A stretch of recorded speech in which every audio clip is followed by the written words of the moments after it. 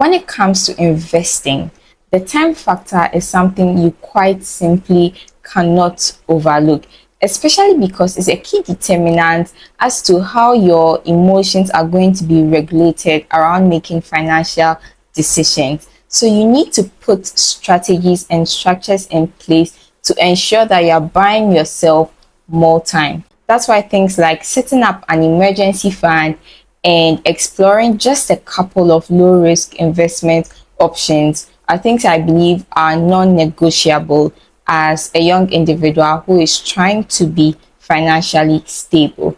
If you're new here, hi, I'm Diane, and on this channel I talk about things I'm figuring out about life in my 20s. Today I'm going to be talking about things you should do when you have money. So first thing I'm going to say is when you think about money, there are essentially three things I believe you should be doing when you have money. The first segment, which is spending money. When you really think about money, the reason why we try and make this preservative measures or try to grow it is so that we can have more of it at our disposal to spend. So knowing how to spend money is also a key component. I've already put out a video on that. You could watch that. But you should learn how to spend money the right way. Now, the second aspect, which is going to be the chunk of this video, is to invest some of it. Now, when it comes to investing, typically there are three things people would speak to you about or tell you to consider. One is the amount of time you have available to invest. Two, the amount of income or capital you are generating. And then the third one is the type of investor you are. But one thing I've realized from my personal experience is that these things have influences on each other. The amount of time you have available to invest has an influence on the type of investor you'll be in terms of if you want to be medium risk, high risk, low risk. And because I realized that sometimes people who are high risk investors end up getting some high rewards, but also high losses. And it was something I wanted to dabble in. I realized that if I'm able to give myself a certain coverage time wise or a certain time extension, it gave me more confidence to explore other investment options. So what I'm going to say is if you want to start investing, it would be good to have a good foundation or bedrock upon which you build your other investments. So one of the first things that's key, not just around investing, but in the world of finance, is having an emergency fund. An emergency fund is basically having a certain amount of money set aside for emergencies. So this amount could averagely be around 6 months worth of your total expenses. So if I spend 3,000 cedis a month, 6 months of that would be 18,000 Ghana cedis, right? But as a younger person, I try to work with a 3 to 6 month interval. The reason why this emergency fund is important is one, it helps you to cater for emergencies without touching your investments, in the sense that if you have money available somewhere already in cash or in a near liquid form, you have money available, you won't be so under pressure to go and liquidate some of your other investment options, because maybe the time the emergency comes in, those investment options, if it's stocks, the stocks could be low. If it's a treasury bill, maybe wouldn't have matured yet, and there'll be a penalty if you are to redeem it at the time. So the emergency fund makes sure that you have cash available to address some of these concerns. The other thing I've realized about an emergency fund is that if my other investment options aren't doing too well, it gives me some time to think, because I know that no matter what, I have this money available to fall back on for a while.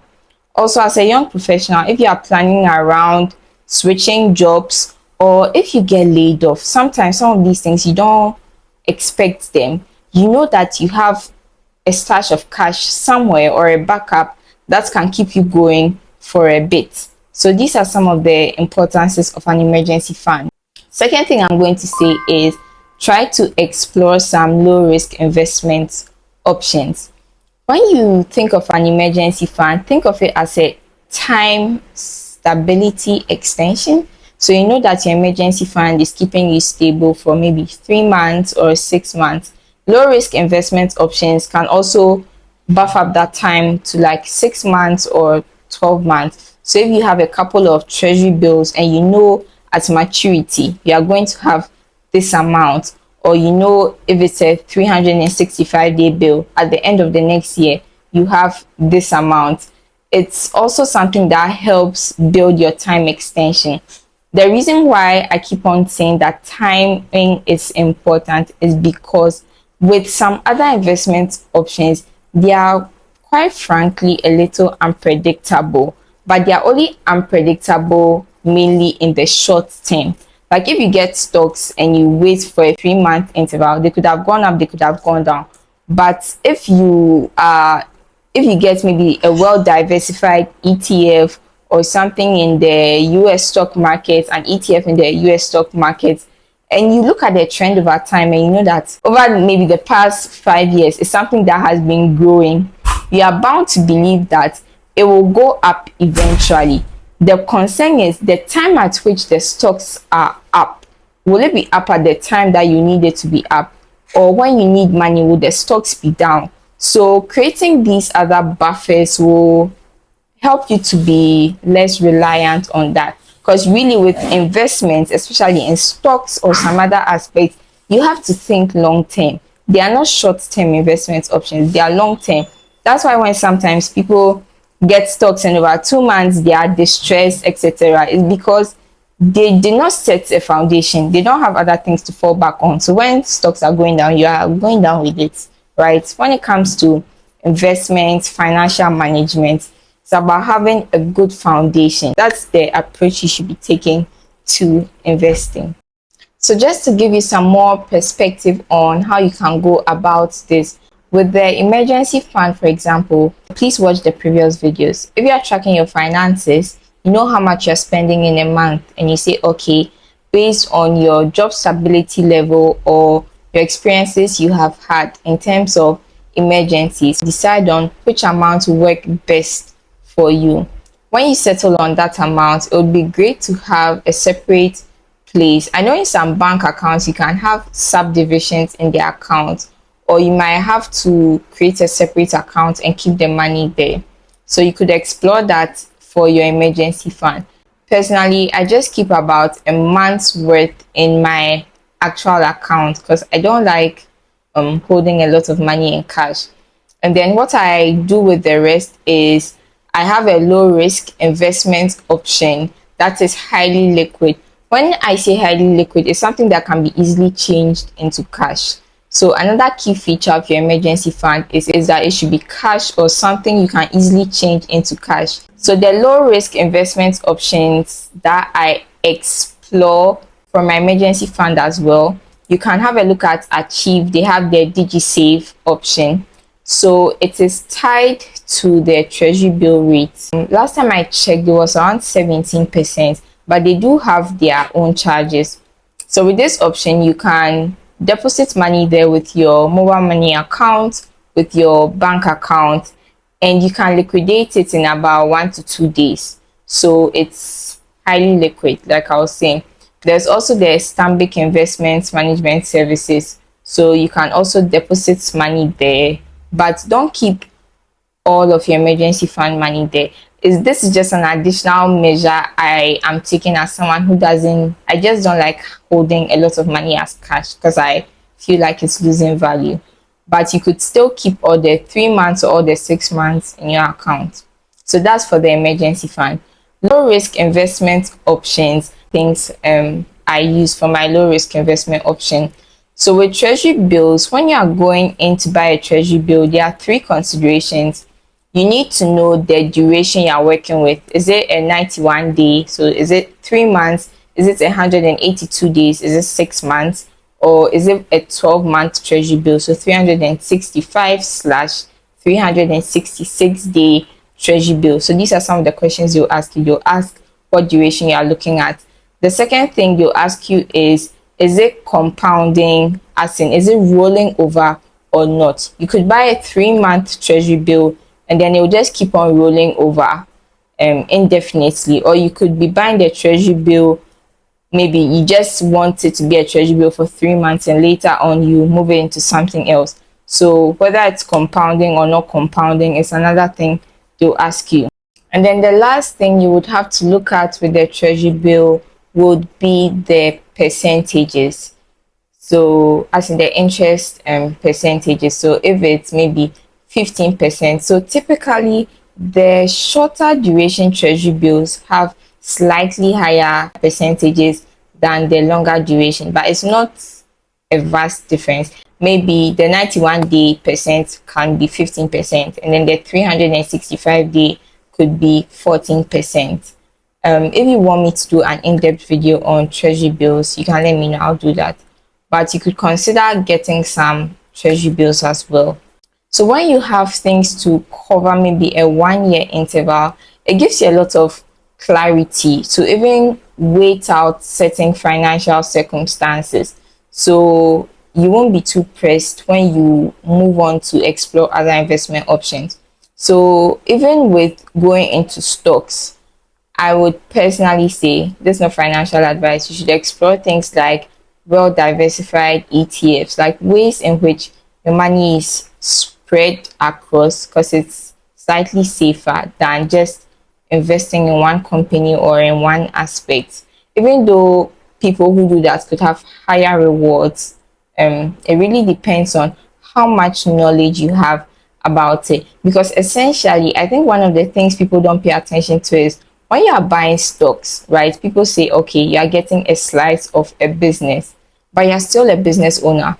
You need to understand the business. You need to know how they are making profits, so that if something happens and it's something you can tell will affect their profits, because you understand how they are making profits, you'd be able to make sound decisions as to how to move your money around.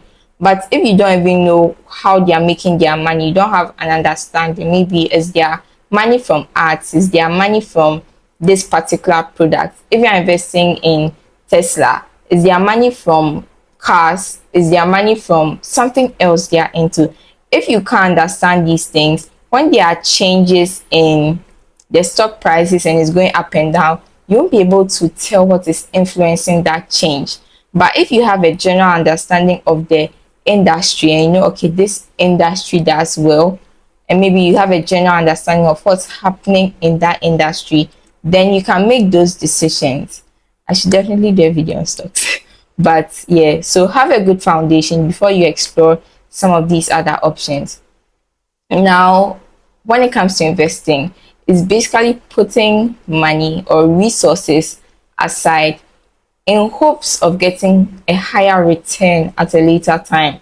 So don't neglect investing in yourself, because you could develop some skills that could help you generate significant income levels. Because if you are chasing percentages but your capital is not strong, you won't, like, you can't invest 1 CD and get 1 million later on. No, if you have a good amount of money, that's when you can see the power of these percentages and interest rates.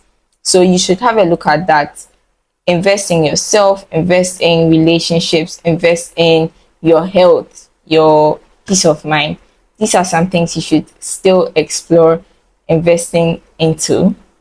The last thing I'm going to say is give some of your money away. Of course, if I don't talk about Jesus, who am I? But when it comes to money, you need to understand that it's just a tool. It just helps you to get things done. So it just helps you to get things done, but it's not an end goal in itself. Your mission can be to have money, full stop, or to be rich, full stop. To have money to do what? To be rich to do what? Is it to help your family? What's the end goal of this thing you are seeking? You need to see it as just a tool. It's like a screwdriver. A screwdriver can help you open up a laptop, but the end goal is not the screwdriver. The end goal is opening up a laptop. So there has to be a backing, a purpose behind this thing that you are seeking. So when you look at money, I'll try and see if I can insert a sermon I watched. But Apostle Joshua Selman was talking about how it helps with convenience, makes things easier for you and for your life. Two, it helps you to buy more time. So if you can pay people to wash your clothes, pay people to do things for you, you have more time to focus on other things. And thirdly, is to be a blessing to other people. To be a blessing to other people, to fulfill kingdom purpose. Because God works through men. Like if someone needs a scholarship somewhere, God is going to prompt someone or bless someone so that the end user, like the person who is in need, can also receive it. So when you have a habit of giving, you become somebody that God can use. Like if God wants to bless somebody and he knows, okay, Diane likes giving. If he gives Diane an amount of money and then the Holy Spirit prompts Diane to go and give it to this person, he knows that Diane will do it because she's someone who is trying to give or who has been giving. So you need to know how to give. But one of the greatest things I've realized about giving is that it helps you to stop being greedy. You become less focused on how much money you have or how much money you are being able to pile up. And Proverbs 1 verse 19, I was reading it the other day and it says, greedy people rob themselves of life. If you are spending all your time chasing money, you won't be able to sit down and spend it and actually enjoy the benefits it has, or have time to maybe use it to have an outing, use it to travel, use it to bond with people, use it to experience life in itself. So the end goal shouldn't be about building more money or hoarding money. Try and see, okay, if my basic needs are met, like my basic needs are met, what does God want me to use this money to do? How does he want to use me to bless other people, right? So yeah, it's good to know about money because sometimes people are stuck in situations because of poverty, because they don't have a good amount of money, because they are so focused on trying to meet their daily needs, and so they can't really walk in the purpose and plan that God has for their lives. But if you have been blessed enough, God, he makes provision, like even before the concern or thing comes up, like he has already made provision for it. So if you have been blessed to that extent, you have to now think of, okay, what am I supposed to really be using this thing to do? Sometimes you feel like we have to be big people before we start giving. No, it's a habit. You start small. It's not just money. Sometimes you hoard clothes. Like you hoard so many clothes. I feel like I'm preaching now, but sometimes you hoard so many clothes. You have so many shoes, or you close one chapter of your life and you have all these things sitting there. Please cultivate the habit of giving. Anyway, just to wrap up this video, basically when you have money, do three things. You spend some of it, invest some of it, you give some of it away. And with investing, it's not just about money. There are various ways you can invest in yourself, invest in people, invest in your health. Now with setting up your finances, think about having a foundation. So emergency fund, low risk investments, and then you explore other options. I hope this video was beneficial to you. I know it was beneficial to you actually. Don't forget to like, comment, subscribe. Please share the videos, and I'll see you next week. Have an amazing week. God bless you. Bye guys.